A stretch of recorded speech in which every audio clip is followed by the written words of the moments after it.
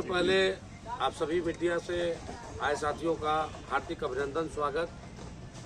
और आज इस प्रेस कॉन्फ्रेंस का जो उद्देश्य था, वो उद्देश्य जो है वो ये है कि श्री श्री 1008 महारुद्र यज्ञ पताही नया 4 लेन, इसकी तैयारी लगभग अपने अंतिम चरण पे है। और आप लोगों को इसलिए यहाँ आमंत्रित किया गया है, बुलाया गया कि आप लोगों के माध्यम ये इस कार्यक्रम, इस महायज्ञ का जो दृश्य है कि मुजफ्फरपुर शहर वासियों के बीच जाए, जन जन तक इस बात की जानकारी हो, यज्ञ में क्या क्या व्यवस्था है इसकी जानकारी हो। इसके लिए आप लोग को आज बुलाया गया है ताकि आपके माध्यम इसकी खबर लोगों तक पहुंच जाए। और ये जो महायज्ञ है, इस महायज्ञ के बारे में हम चाह रहे हैं कि आप लोगों को बता दें कि तो सबसे पहले तो जो हम लोगों का जो हमारी कमेटी है स्नेहधारा फाउंडेशन, जिसके अंदर ये महायज्ञ हो रहा है, तो हम लोगों का सबसे पहला प्राथमिकता है यज्ञ। हम लोग मुख्य रूप से यज्ञ को प्राथमिकता दे रहे हैं कि यज्ञ बृहद और बहुत भव्यता और दिव्यता के साथ हो। दूसरा है यज्ञ के साथ जो 11 दिवसीय यज्ञ है, जिसकी शुरुआत 30 जुलाई से शुभारंभ होगा और 9 अगस्त को इसका समापन होना सुनिश्चित हुआ है। दूसरा है कि हम लोग महारुद्राभिषेक भी यहाँ करवा रहे हैं। जो भी शहरवासी, ग्रामवासी सब परिवार उपस्थित होकर चाहेंगे यहाँ महारुद्राभिषेक में उपस्थित होकर वो अभिषेक करना, उनका भी हार्दिक अभिनंदन है, स्वागत है। तीसरा हम लोगों का जो है वो है अन्नपूर्णा भंडारा। अन्नपूर्णा भंडारा जो निरंतर प्रतिदिन शुरू के दिन से आखिरी दिन तक अपने नियमित समय से वो चलता रहेगा। उसमें हम लोग विशेष रूप से पूरी कमेटी बैठ के बात किए थे आपस में कि इसमें हम लोग 2 पार्ट में इस भंडारे को 2 पार्ट में कर दें, महिलाओं के लिए अलग, पुरुषों के लिए अलग। इसके बाद चौथा हम लोगों का है मुफ्त चिकित्सा शिविर। उसकी भी व्यवस्था हम लोग किए हैं, जिसमें हर क्षेत्र के हर सेक्टर से जो डॉक्टर हैं वो आएंगे और लोगों को सेवा देंगे। गौरांगी गौरी जी अंतर्राष्ट्रीय कथावाचिका हैं, उनका कथा 1 अगस्त से लेकर 7 अगस्त तक होना है। और कथा के उपरांत रात्रि में पंडित गणेश दास शास्त्री, जो अयोध्या से चल के यहाँ पूरी टीम उनकी आ रही है, उनका ये रासलीला की भी व्यवस्था की गई है ताकि जो लोग आए रासलीला का भी आनंद ले। ये व्यवस्था हम लोग की तरफ से की गई है। सिक्योरिटी एजेंसी के द्वारा हम लोग सुरक्षा में लोगों को भी तैनात कर रहे हैं ताकि किसी को किसी तरह की परेशानी नहीं हो। लोगों को जो हमारे यहाँ जो श्रद्धालु जो सनातनी यहाँ आए उनको किसी भी प्रकार का कोई समस्या ना हो, इसके लिए भी हम लोग व्यवस्था किए हैं। बाद बाकी जो जनरल व्यवस्था होता है, पानी, दुनिया जहान, एम्बुलेंस, फायर ब्रिगेड, ये सारी व्यवस्था हम लोग किए हैं ताकि किसी भी तरह का कोई कष्ट लोगों को ना हो। अब तक क्या इधर अन्नपूर्णा भंडारा के लिए भी टेंट हमारा बन के तैयार है, वो तो फाइनल स्टेज में चल रहा है।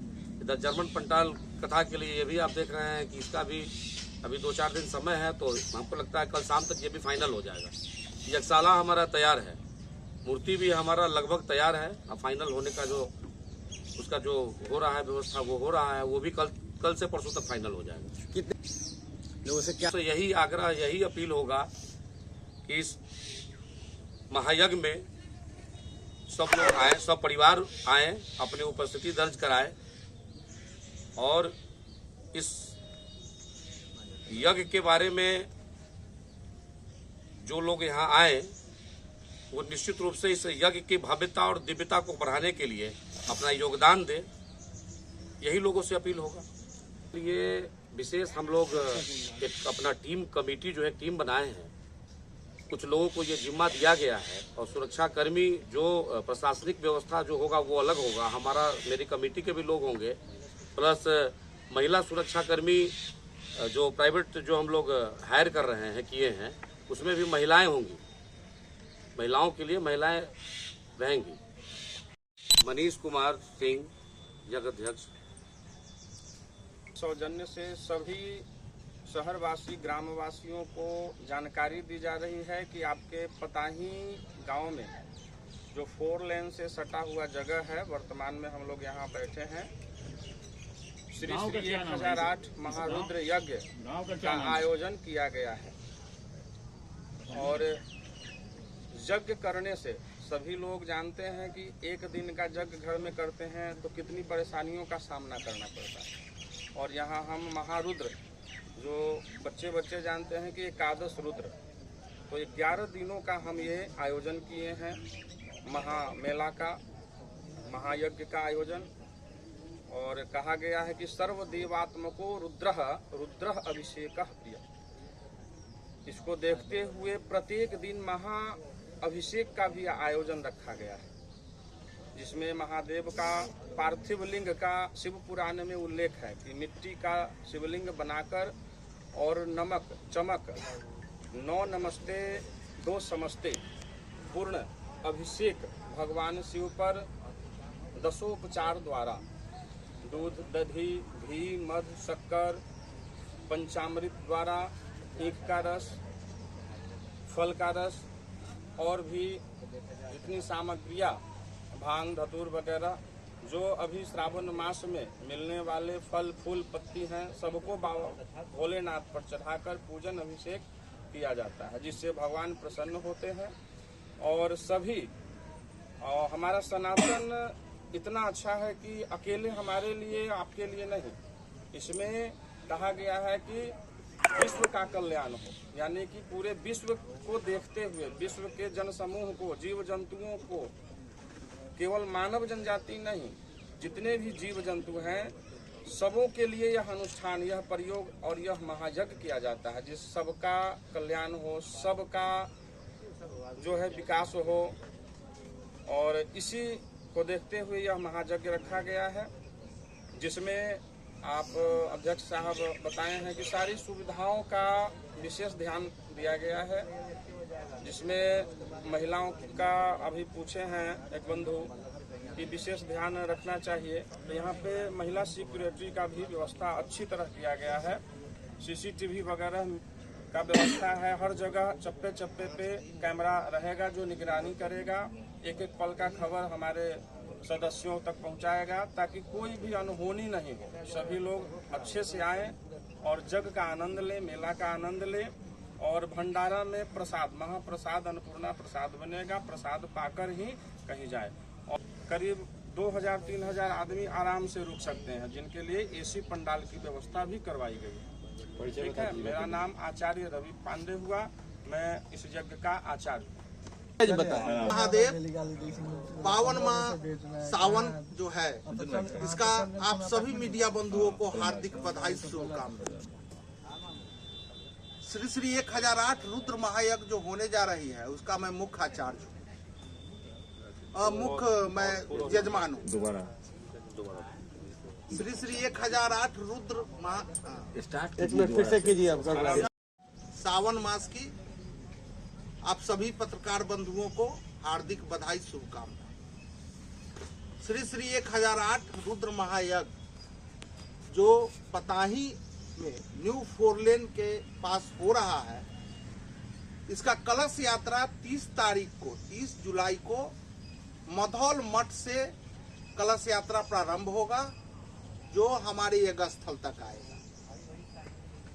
उस दिन से हमारा यज्ञ चालू हो जाएगा और हम लोग बहुत नहीं, हम लोग 501 कलश यात्रियों के साथ जो हमारी माताएं बहनें बच्चियां रहेंगी, उनके साथ हम तमाम लोगों के साथ गाजे बाजे के साथ मैं कलश को लेकर के इस मंडप में हम लोग प्रवेश करेंगे। उस समय से हमारा कलश पूजन, मंडप प्रवेश का और यज्ञ का कार्यक्रम चालू हो जाएगा।